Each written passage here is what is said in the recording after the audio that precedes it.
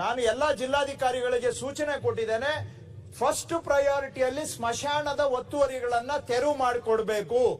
ಎರಡನೇದು ಕೆರೆ ಒತ್ತುವರಿಯನ್ನ ತೆರವು ಮಾಡಬೇಕು ಅಂತ ನಾವು ಇದನ್ನ ಸರ್ಕಾರದ ವತಿಯಿಂದನೇ ಫಾಲೋ ಅಪ್ ಮಾಡ್ತಾ ಇದ್ದೇವೆ. ಅವರ ತಾಲೂಕಿನಲ್ಲೂ ಕೂಡ ಈ ಕಾರ್ಯಕ್ರಮ ಸರಿಯಾಗಿ ಆಗುವಂತೆ ನಾನು ಜವಾಬ್ದಾರಿ ತಗೊಳ್ತೇನೆ. ಹಾಗೂ ಪಂಚಾಯಿತಿಗಳಿಗೆ ಸೂಚನೆ ಕೊಟ್ಟಿದ್ದೇನೆ. ನಾವು ಈ ಸ್ಮಶಾನವನ್ನು ಹದ್ದುಬಸ್ತ್ ಮಾಡಿ ಅವರಿಗೆ ಹ್ಯಾಂಡ್ ಓವರ್ ಮಾಡ್ತೇವೆ. ಆ ನಂತರ ಅವರು ರಕ್ಷಣೆ ಮಾಡಬೇಕು, ಅದಕ್ಕೆ ಫೆನ್ಸಿಂಗ್ ಹಾಕಬೇಕು ಅಂತ ಗ್ರಾಮ ಪಂಚಾಯಿತಿಗಳಿಗೂ ನಾನು ಸೂಚನೆಯನ್ನ ಕೊಟ್ಟಿದ್ದೇನೆ. ಇನ್ನ ಮೂರನೇದು 94C ಬಗ್ಗೆ ಕೇಳಿದ್ದಾರೆ. ಮಾನ್ಯ ಅಧ್ಯಕ್ಷರೇ, ಉತ್ತರ ಕೊಟ್ಟಿದ್ದೇನೆ. ಈಗ ಅವರ ಕ್ಷೇತ್ರದಲ್ಲಿ 2 ಅರ್ಜಿ 94C ಅಲ್ಲಿ ಬಾಕಿ ಇದೆ. 2 ಅರ್ಜಿ ನನ್ನ ದಾಖಲೆ ಪ್ರಕಾರ, ನನ್ನ ಮಾಹಿತಿ ಪ್ರಕಾರ 94C ಅಲ್ಲಿ 28 ಬಾಕಿ ಇದೆ. ಸೊ ಬಹುತೇಕ ಅರ್ಜಿಗಳನ್ನ ನಾವು ವಿಲೆ ಮಾಡಿದ್ದೇವೆ. ತಿರಸ್ಕೃತ ಆಗಿರಬಹುದು, ತಿರಸ್ಕೃತ ಆಗಿದ್ರು ಕೂಡ ಅದು ವಿಲೆನೆ. ಒಟ್ಟಾರೆ ರಾಜ್ಯದಲ್ಲಿ ಸುಮಾರು 14 ಲಕ್ಷ ಅರ್ಜಿಗಳು ಬಂದಿದ್ದು, 95% ವಿಲೆ ಮಾಡಿದ್ದೇವೆ. ಯಾವ್ದಾದ್ರು ಬಾಕಿ ಇದ್ರೆ ಅದನ್ನ ಈಗಲೂ ಕೂಡ ವಿಲೆ ಮಾಡಿಸ್ಲಿಕ್ಕೆ ಸರ್ಕಾರ ಬದ್ಧವಾಗಿದೆ. ಬಟ್ ಆಲ್ಮೋಸ್ಟ್ ಮೋರ್ ದನ್ 95% ವಿಲೆ ಮಾಡಿದ್ದೇವೆ ಅಧ್ಯಕ್ಷರೇ. ಮಾನ್ಯ ಸಚಿವರು ಹೇಳಿದಾಗೆ 94C ನಲ್ಲಿ ತುಂಬಾ ಬಾಕಿ ಇರುವಂತ ಅರ್ಜಿಗಳು ತುಂಬಾ ಇದಾವು. ಯಾಕಂತ ಹೇಳಿದ್ರೆ ಅವರು ಸುಮಾರು 20-30 ವರ್ಷ ಆ ಜಾಗದಲ್ಲಿ ವಾಸ ಆಗಿರುವಂತ. ಅಧ್ಯಕ್ಷರೇ, ಅವರಿಗೆ ಸ್ಪಷ್ಟೀಕರಿಸ್ತೇನೆ. ಅರ್ಜಿ ಹಾಕಿದ್ದು ನಮ್ ಕಡೆಗೆ ಬಾಕಿ ಇದ್ರೆ ಅದನ್ನ ಬಾಕಿ ಅಂತ ಹೇಳ್ತೇವೆ. ಅರ್ಜಿನೇ ಹಾಕದೇ ಇದ್ರೆ ನಾವು ಹೇಗೆ ಗೊತ್ತಾಗುತ್ತೆ? ಕಾಲ್ ಮಾಡಿ ಅರ್ಜಿ ಅಧ್ಯಕ್ಷರೇ, ಬಹುಶಃ ಅರ್ಜಿ ಇಲ್ಲ ಅಂತ ಹೇಳಿದ್ರೆ ಅಲ್ಲ. ಮಾನ್ಯ ಅಧ್ಯಕ್ಷರೇ, ಅರ್ಜಿಗೆ ಕಾಲ್ ಮಾಡ್ಲಿಕ್ಕೆ ನೀವು ಅವಕಾಶ ಕೊಡ್ಬೇಕು ತಾನೆ? ಅದನ್ನ ಕೇಳಿ ನೀವು, ಮತ್ತೆ ಅದನ್ನು ಕೊಡಿ. ನಮ್ಮ ಹತ್ರ ಅರ್ಜಿ ಇಲ್ಲ, 2 ಅರ್ಜಿ ಇತ್ತು ಅಂತ ಹೇಳಿದ್ರೆ ಇದೆಯಾ? ತಿಳಿದುಕೊಂಡು ಮಾತಾಡಿ. ಅಲ್ಲಿ ಅಶೋಕ್ ಅವರು ಸಚಿವರಾಗಿದ್ರು, ಕಂದಾಯ ಸಚಿವರು. 3 ಬಾರಿ ಎಕ್ಸ್ಟೆನ್ಷನ್ ಕೊಟ್ಟಿದ್ದಾರೆ. ಹೋದ್ ಬಾರಿ ಸಿದ್ದರಾಮಯ್ಯನವರು ಸಿಎಂ ಇದ್ದಾಗ 2016ರಲ್ಲಿ ನಾವು 2 ಬಾರಿ ಎಕ್ಸ್ಟೆನ್ಷನ್ ಕೊಟ್ಟಿದ್ದೇವೆ.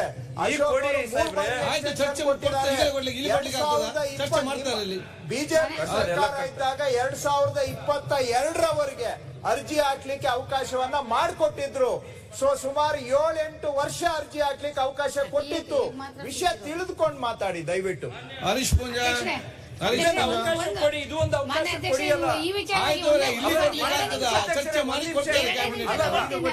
ಸ್ವಲ್ಪ ಪೆಂಡಿಂಗ್ ಆಗ್ತಿದೆ ಅಧ್ಯಕ್ಷರೇ. ಅದನ್ನೊಂಚೂರು ಎಲ್ಲಾ ಕಡೆಗೂ ದಯವಿಟ್ಟು ಕೂಡಲೇ ಕ್ಲೋಸ್ ಮಾಡೋದು ಹೇಳಿ. ಮತ್ತೆ 38A ಬೆಂಗಳೂರಿಗೆ ಬಂದು ಫೈಲ್ ಪೆಂಡಿಂಗ್ ಆಗ್ತಾ ಇದಾವೆ, ಅದನ್ನು ಕ್ಲಿಯರ್ ಮಾಡೋಕೆ ಹೇಳಿ ಸರ್. ಹರೀಶ್ ಪೂಂಜಾ, 94C ಮತ್ತು CC ಅದನ್ನು ಕಾಲ್ ಮಾಡ್ಲಿ.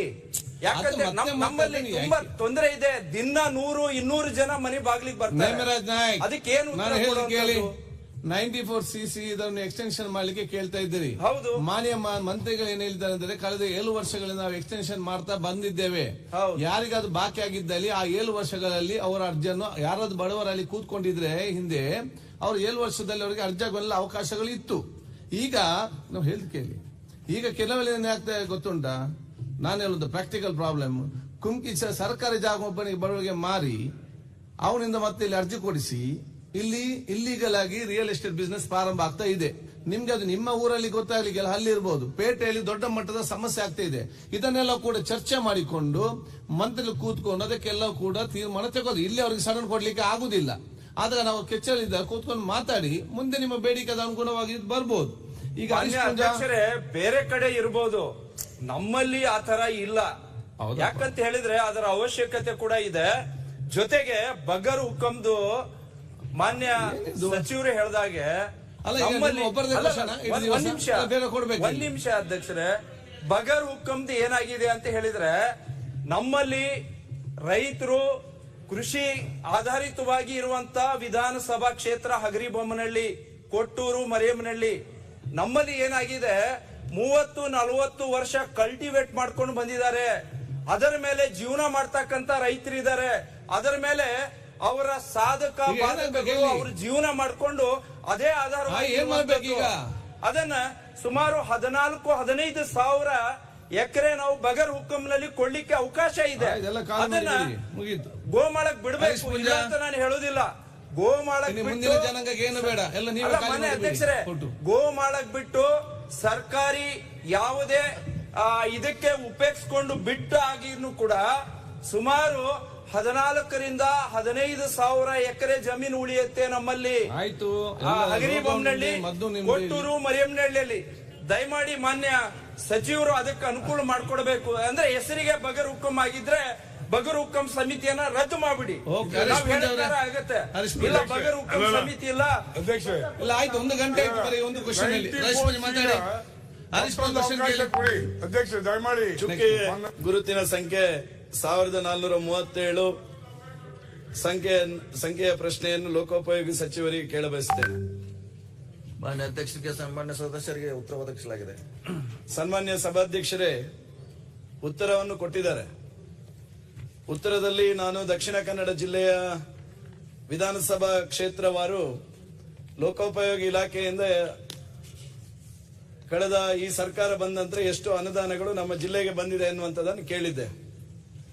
ಪ್ರಾಯಶಃ ಈ ಅನುದಾನ ಹಂಚಿಕೆಯ ಪಟ್ಟಿಯನ್ನು ನೋಡಿದಾಗ ಕರಾವಳಿ ಭಾಗದ ದಕ್ಷಿಣ ಕನ್ನಡ ಜಿಲ್ಲೆ, ಉಡುಪಿ ಜಿಲ್ಲೆ, ಉತ್ತರ ಕನ್ನಡ ಜಿಲ್ಲೆ, ಕೊಡಗು ಜಿಲ್ಲೆಯಲ್ಲಿ ನಾವೇನು ಅನ್ಯಾಯ ಮಾಡಿದ್ದೇವೆ ಅನ್ನುವಂಥದ್ದನ್ನು ಪ್ರಶ್ನೆ ಮಾಡಿಕೊಳ್ಳುವ ರೀತಿಯಲ್ಲಿ ಇದೆ ಇದು ಪ್ರಶ್ನೆ ಉತ್ತರ. ಸನ್ಮಾನ್ಯ ಸಭಾಧ್ಯಕ್ಷರೇ, ನಿಮ್ಮ ವಿಧಾನಸಭಾ ಕ್ಷೇತ್ರವನ್ನು ಸೇರಿಸಿಕೊಂಡು ಇವತ್ತು ಅತ್ಯಂತ ಹೆಚ್ಚು ಮಳೆ ಬೀಳತಕ್ಕಂಥ ಜಿಲ್ಲೆಗಳು ದಕ್ಷಿಣ ಕನ್ನಡ, ಉಡುಪಿ, ಕೊಡಗು ಮತ್ತು ಉತ್ತರ ಕನ್ನಡ. ಇವತ್ತು ಕರ್ನಾಟಕ ರಾಜ್ಯದ ಪ್ರತಿ ಜಿಲ್ಲೆಯನ್ನು ಅಭಿವೃದ್ಧಿಯಲ್ಲಿ ಸಮಾನತೆಯಲ್ಲಿ ಕೊಂಡೋಗಬೇಕೆನ್ನುವಂತಹ ದೃಷ್ಟಿಯಲ್ಲಿ ಆರ್ಟಿಕಲ್ 371J ಹೈದರಾಬಾದ್ ಕಲ್ಯಾಣ ಕರ್ನಾಟಕಕ್ಕೆ ಒಂದು ವಿಶೇಷ ಆದ್ಯತೆಯನ್ನು ಕೊಟ್ಟಿದ್ದಾರೆ.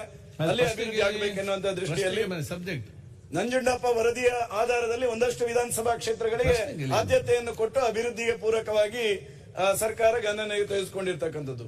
ನಾನು ಸರ್ಕಾರದ ಹತ್ರ ತಮ್ಮ ಹತ್ರ ವಿನಂತಿ ಮಾಡ್ತೇನೆ. ಇವತ್ತು ನಮ್ದು ಅತಿವೃಷ್ಟಿ ಆಗ್ತಕ್ಕಂಥ ಜಿಲ್ಲೆ. ಇವತ್ತು ಯಾವುದೇ ರಸ್ತೆಗಳಲ್ಲಿ ವಾಹನ ಸಂಚಾರ ಮಾಡಲಿಕ್ಕೆ ಸಾಧ್ಯ ಇಲ್ಲದಂತ ಪರಿಸ್ಥಿತಿ ಈ ಮಳೆಯಿಂದಾಗಿ ಆಗಿರ್ತಕ್ಕಂಥದ್ದು. ಹೇಗೆ ರಾಜ್ಯದ ಬೇರೆ ಭಾಗಗಳಿಗೆ ನೀವು ವಿಶೇಷ ಪ್ಯಾಕೇಜ್ಗಳನ್ನು ಕೊಟ್ಟಿದ್ದೀರಾ, ಅದೇ ಪ್ಯಾಕೇಜಿನ ರೀತಿಯಲ್ಲಿ ಈ 3-4 ಜಿಲ್ಲೆಗಳಿಗೆ ನೀವು ಲೋಕೋಪಯೋಗಿ ಇಲಾಖೆಯ ಮೂಲಕ ಅನುದಾನವನ್ನು ಕೊಟ್ಟರೆ ಮಾತ್ರ ನಮಗೆ ನಮ್ಮ ಜಿಲ್ಲೆಯ ಅಭಿವೃದ್ಧಿ ಆಗ್ಲಿಕ್ಕೆ ಸಾಧ್ಯ ಇರತಕ್ಕಂಥದ್ದು. ಪ್ರಾಯಶಃ ಇದನ್ನು ರಾಜಕಾರಣಕ್ಕೆ ದಯವಿಟ್ಟು ತೆಗೆದುಕೊಂಡು ಬರುವಂತದ್ದು ಬೇಡ. ದಕ್ಷಿಣ ಕನ್ನಡ ಮತ್ತು ಈ ಕರಾವಳಿ ಭಾಗದ ಜನರ ಅಭಿವೃದ್ಧಿಯ ದೃಷ್ಟಿಯಿಂದ, ಈ ಜಿಲ್ಲೆಯ ಅಭಿವೃದ್ಧಿಯ ದೃಷ್ಟಿಯಿಂದ ವಿಶೇಷ ಪ್ಯಾಕೇಜ್ ಅನ್ನು ನೀವು ಕೊಡಬೇಕು, ಘೋಷಣೆ ಮಾಡಬೇಕೆನ್ನುವಂತ ವಿನಂತಿಯನ್ನು ಮಾಡ್ತೇನೆ. ಕಳೆದ ಬಾರಿ ಸನ್ಮಾನ್ಯ ಸಭಾಧ್ಯಕ್ಷರೇ, ಕಳೆದ ಬಾರಿ ಒಂದೇ ನಿಮಿಷ ಹೇಳಿದ್ರು, ಕಳೆದ ಬಾರಿ ಆನ್ಸರ್ ಮಾಡಿ ಮಂತ್ರಿಗಳೇ. ಇಲ್ಲ ಮಾನ್ಯ ಸಭಾಧ್ಯಕ್ಷರೇ, ಇದು ಏನು ಈ ಅನುದಾನ ವಿತರಣೆ ಆಗಿದೆ 1 ವರ್ಷದಲ್ಲಿ, ಇದು ಒಂದೇ ಪಕ್ಷದವರಿಗೆ ಅನುದಾನ ಕೊಡೋದು. ಜೆಡಿಎಸ್ ಮತ್ತೆ ಕಾಂಗ್ರೆಸ್ ನಲ್ಲಿ 1 ರೂಪಾಯಿ ಅನುದಾನ ಕೊಟ್ಟಿಲ್ಲ.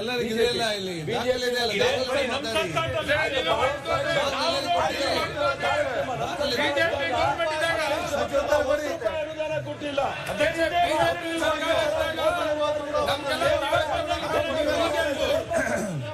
ಒಂದು ನಯಾ ಪೈಸಾ ನೀವೇ ಗೆದ್ದು ನಿಂತ್ರೆ ಅವ್ರು ಮಾತಾಡುವಾಗ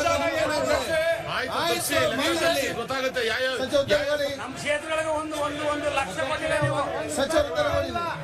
ಇದಕ್ಕೆ ದಯಮಾಡಿ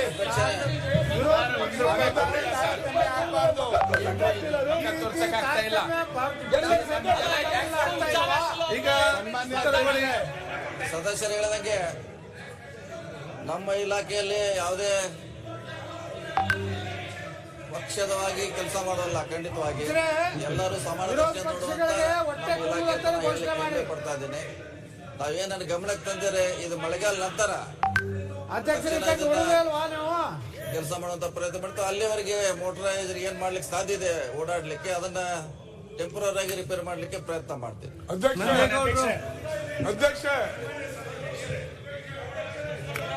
ಸನ್ಮಾನ್ಯ ಒಂದ್ ನಿಮಿಷ ಸನ್ಮಾನ್ಯ ಸಭಾಧ್ಯಕ್ಷರೇ, ಭಾರತೀಯ ಜನತಾ ಪಾರ್ಟಿಯ ಸರ್ಕಾರ ಇದ್ದಂತ ಸಂದರ್ಭದಲ್ಲಿ ಅತ್ಯಂತ ಹೆಚ್ಚು ಮಳೆ ಬಿದ್ದಂತಹ ಸಂದರ್ಭದಲ್ಲಿ ಕೊಡಗಿಗೆ ಒಂದು ವಿಶೇಷ ಪ್ಯಾಕೇಜ್ ಅನ್ನು ನಾವು ಮಾಡಿದ್ವಿ.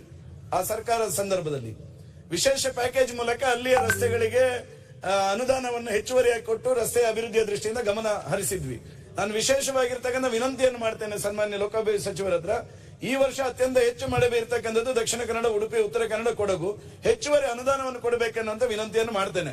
ಅದರ ಜೊತೆಗೆ ಸನ್ಮಾನ್ಯ ಈಗ ಏನು ಆಡಳಿತ ಪಕ್ಷದ ಶಾಸಕರು ಏನು ಹೇಳಿದ್ದಾರೆ, ನಿಮ್ಮ ಸರ್ಕಾರ ಇದ್ದಂತ ಸಂದರ್ಭದಲ್ಲಿ ಈ ರೀತಿ ಮಾಡಿದಿರಿ ಅಂತ ಹೇಳಿ ಒಂದು ಕ್ಲಾರಿಫಿಕೇಶನ್ ಕೊಡ್ತೇನೆ. 25 ಕೋಟಿ ರೂಪಾಯಿ ವಿಶೇಷ ಅನುದಾನವನ್ನು ಯಡಿಯೂರಪ್ಪ ಸಾಹೇಬರು ಕೊಟ್ಟಂತ ಸಂದರ್ಭದಲ್ಲಿ ವಿಪಕ್ಷಗಳಿಗೂ 15 ಕೋಟಿ ರೂಪಾಯಿ ಅನುದಾನ ಕೊಟ್ಟಿರ್ತಕ್ಕಂಥದ್ದು. ಇವತ್ತು 25 ಕೋಟಿ ರೂಪಾಯಿ ಅನುದಾನ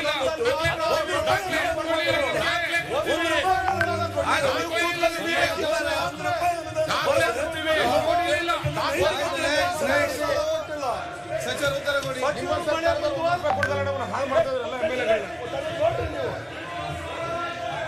ತೆಗೆದು ನೋಡ್ರಿ, ನೀವು ಹಿಂದಿನ ದಾಖಲೆಗಳು ತೆಗೆದು ನೋಡ್ರಿ.